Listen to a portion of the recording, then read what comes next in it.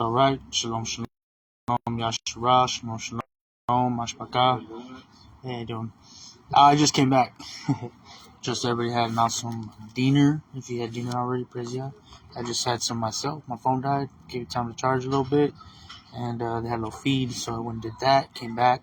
And I just want to, otherwise, if I don't do it now, I probably won't do it later for days or who knows. And that's not cool. You don't like that. But really, I said everything I needed to say on the part 3. And the last thing I was saying was basically that, I feel like Shal was a little, at the end, started having a little bit of a nervous breakdown, about authority and power and position and coveting all that. And I think he really was really about the truth. I think one dynamic, he meant well, but then he just got to, it's a tribe of Benjamin trait. We see that Paul was from the tribe of Benjamin, Shal from the tribe of Benjamin, right? His name's Shal. Parabolic picture of Shal, King Shal from the tribe of Benjamin, also started off right, but then kind of started doing his own thing in the end, and that's a tribe Benjamin trait. If you read about tribe Benjamin in Genesis 49, or I think in the Deuteronomy account, it says that Benjamin is might be Genesis 49. Benjamin is a wolf that devises spoil. He's a wolf. Tribe Benjamin, their nature is a wolf that devises spoil. So they're like, hey, and then like, take your share and whatnot. But it's like, you see what I'm saying? So that's like an innate trait. It's like one of those things are embedded, and you see that from the get go with Genesis. Judges, Book of Judges.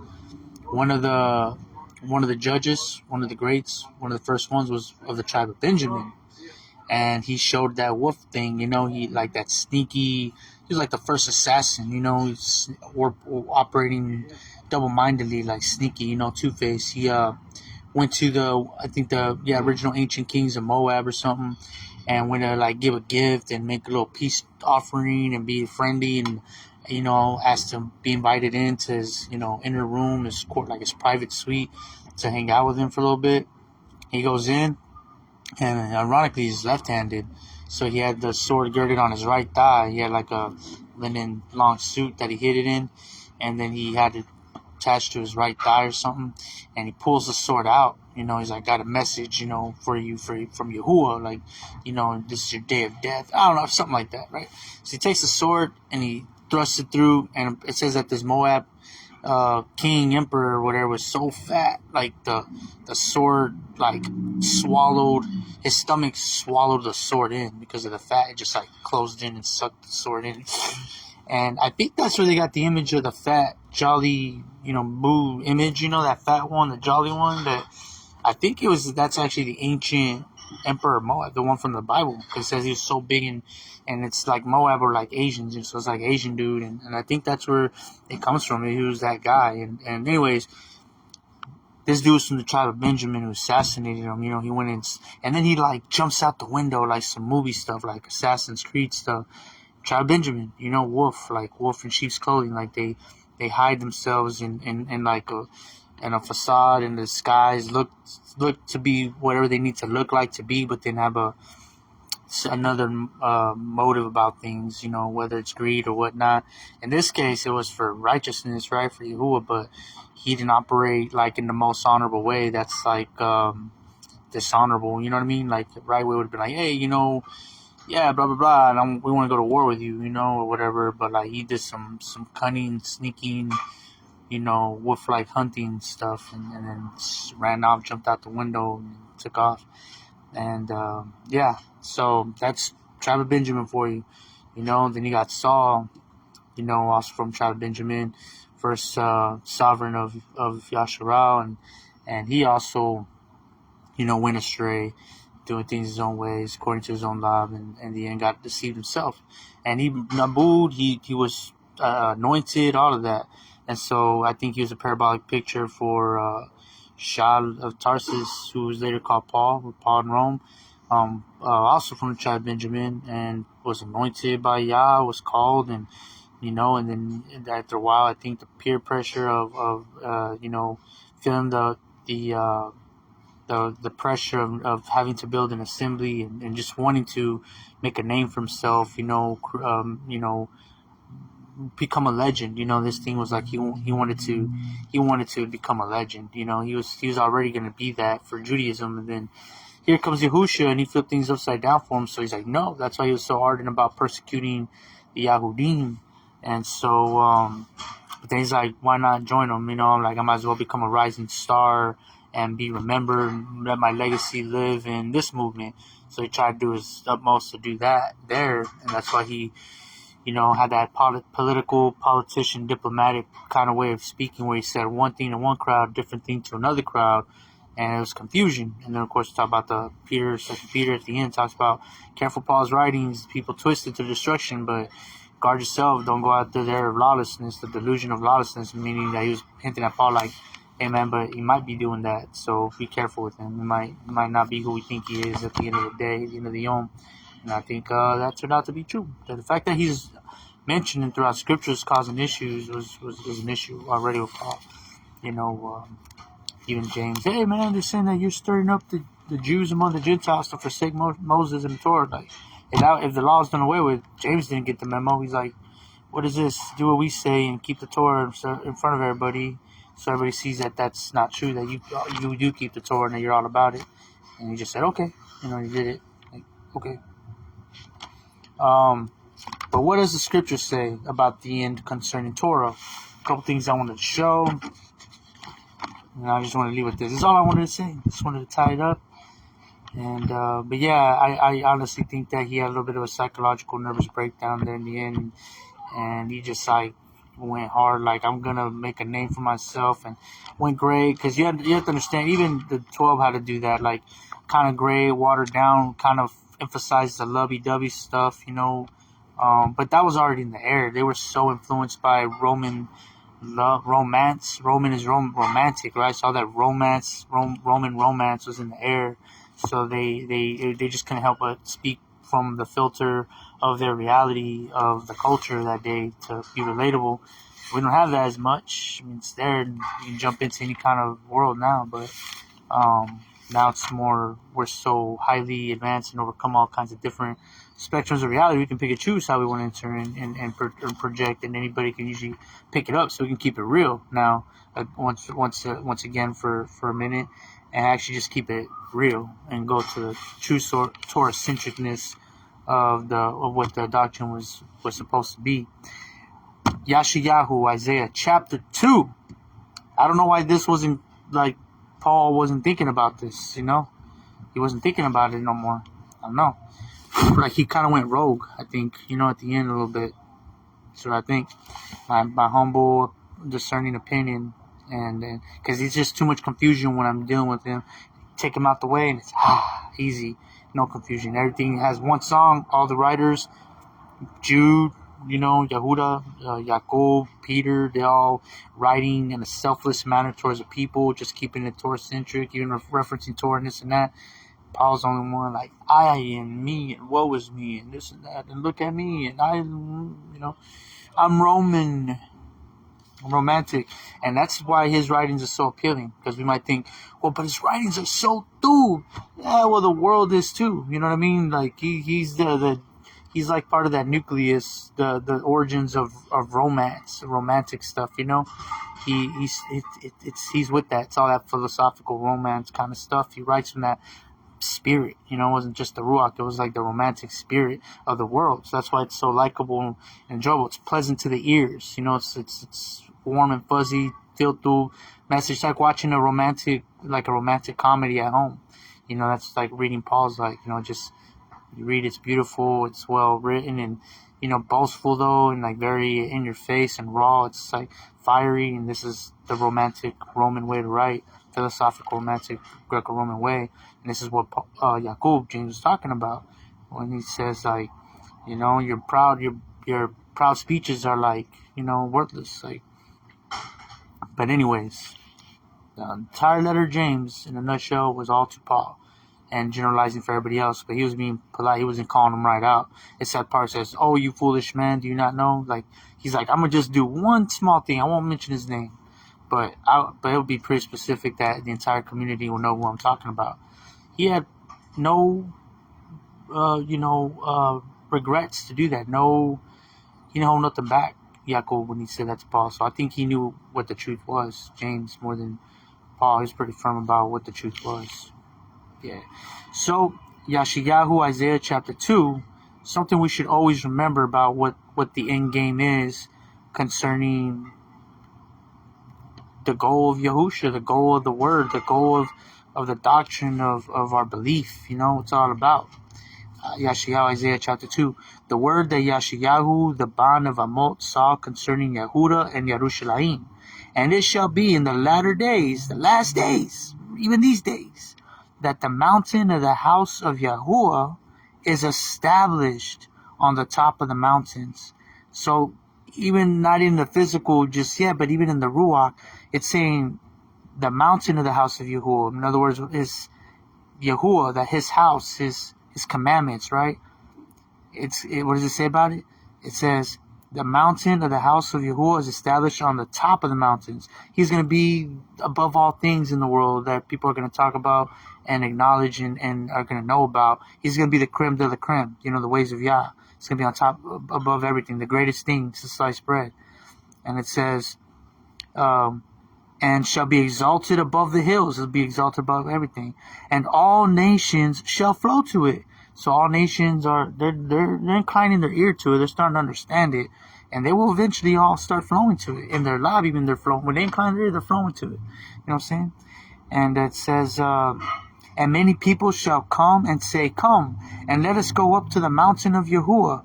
That's what we do when we start coming to they call it the awakening in some sects, they call it the awakening, the great awakening. But when you come to the truth, the awakening, the knowledge of the true doctrine of belief in Messiah Yahushua and keeping the Torah and the fruit of the Ruach of Yahushua.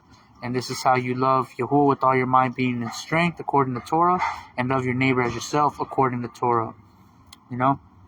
It's about keeping the Torah of Yahuwah and the fruit of the Ruach of Yahushua. Okay? And so the entire world's picking that up. And it says, and many people shall come and say, come, and let us go up to the mountain of Yahuwah, to the house of Elohim of Yaakov, and let him teach us his ways, and let us walk in his paths. So this is just people searching what the true doctrine is, to keep the commandments in Yahushua. For out of Zion, that's us. Zion, there's a song that says, the righteous, the elect are as Mount Zion. So that's already putting a keying it in, coding that the righteous elect, the believers in Yahushua that keep the commandments, are Mount Zion. And so out of us, it's saying, for out of Zion, out of Mount Zion, comes forth the Torah and the word of Yahuwah from Yerushalayim. So imagine Yerushalayim is in the air above in another realm right now in Shamayim, and the Torah's coming out of Zion, but through us. We're like that filter, a portal, a gateway portal from Yerushalayim and Zion, where the Torah comes forth. Brak Yahuwah Yahusha, Halal Yahuwah Yahusha, hallelujah. So this is the end game right here, folks. It says, and many people shall come and say, come, and let us go up. I'm just going to read the entire way straight. It's so beautiful. It says, the word that Yashayahu, the Ban of Amot, saw concerning Yehuda and Yerushalayim, and it shall be in the latter days, the last Yomim, that the mountain of the house of Yahuwah is established on the top of the mountains, and shall be exalted above the hills, and all nations shall flow to it, and many people shall come and say, come, and let us go up to the mountain of Yahuwah, and to the house of Elohim of Yaakov, and let him teach us his ways, and let us walk in his paths. What are his ways and his paths? The Torah. For out of Zion comes forth the Torah and the word of Yahuwah from Yerushalayim in the last days. So where is this law done away with stuff? I don't understand where he got the boldness to say that. There's nothing in Scripture that naboos, and in that day the law shall be done away with. There shall be a new law in the Torah. No, Yahushua said, don't think I came to do away with the Torah and the Nabim. That was him rewriting the renewed covenant in his words, and instead of writing on tablets of stone, it was through his word and then sealing it with his blood. That's what that was all about. And so Oh man, it's so amazing. Yeshayahu, Isaiah 42, another one. You know, people talk about, let's make America great again. It's funny because it's like that's an imprint, a little cyclical pattern, repeat of something in Scripture. You know, Isaiah 42, because everything ripples out from Torah. Is Isaiah 42 or Isaiah 43 says? Oh, I'm in Ezekiel. Sorry about that. So we go to Isaiah 42 and look what it says.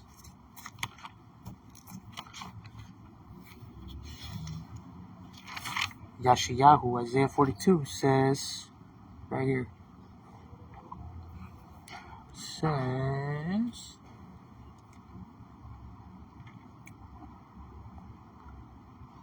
give me a second.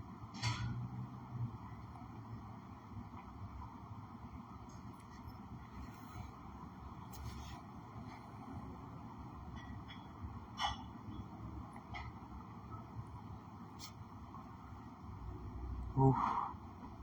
I'm gonna have to read the entire thing. It's beautiful. Anyway, I'm gonna just read it over from the beginning. I think I have time.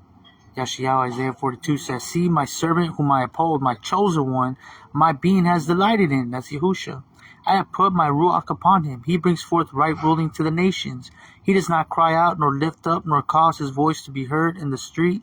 A crushed reed he does not break, and smoking flax he does not quench. He brings forth right ruling in accordance with truth. This is prophesied, foretold about him, Nabu, before, like 2,000 years or 1,000 plus years before he ever showed up on the scene. He does not become weak or crushed until he has established right ruling. So this idea that he would be crushed at the end, and the earth. And the coastlands wait for his Torah.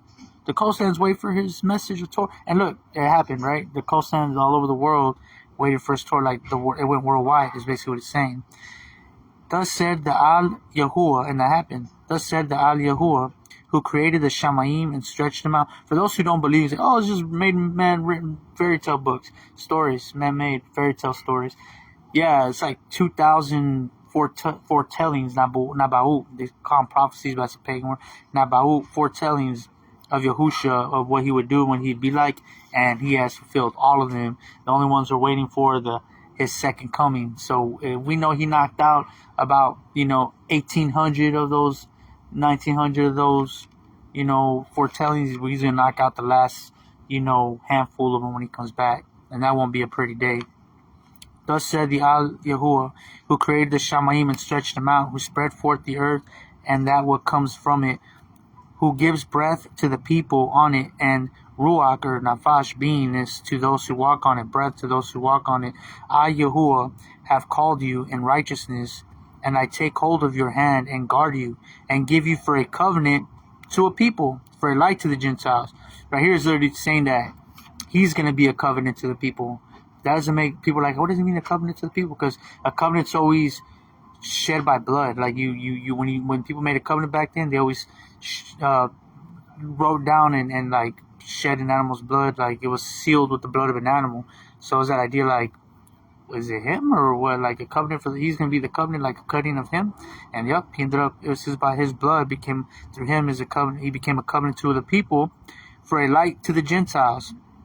Did he not go out to the Gentiles? There it is. To open blind eyes. Did he not open blind eyes? He did. To bring out prisoners from prison. Yep, those people were in a dark place. Those who sit in darkness from the prison house. Talking about people in just depression, anxiety, whatnot. I am Yahuwah. That is my name. He who is. And my esteem I do not give to another, nor my praise to idols. See, the former have come. So if he doesn't give his esteem to another, Yahusha must be one and the same with him in some sense. I am Yahuwah, that is my name, and my esteem I do not give to another, nor my praise to idols. See, the former have come, and new ones I am declaring. Before they spring forth, I let you hear them. That's confidence. That's a bold statement. Sing to Yahuwah a new song, his praise from the ends of the earth. So he's saying that from the ends of the earth, they're going to sing about him. You who go down to the sea and all that is in it. And that happened. The entire world sings about him. You who go down to the sea. What is it? You will go down to the sea and all that is in it, you coastlands and you inhabitants of them. Let the wilderness and its cities lift up their voice, and the villages where Kedar dwells. Let the inhabitants of Salah sing. Let them shout from the top of the mountains. Let them give esteem to Yahuwah and declare his praise in the coastlands. That they'll just reiterating the message going all over the world. Yahuwah goes forth like a mighty man. He stirs up ardor like a fighter. He cries out, also shouts aloud over his enemies. He shows himself mighty. So it's talking about when he returns. Now the context is going, he's come back. He's going to come back to destroy the earth. Yahuwah goes out like a mighty man. He stirs up ardor like a fighter. He cries out and shouts aloud. I say he's coming back with a shout of a malak and the blast of a trumpet. Over his enemies he shows himself mighty.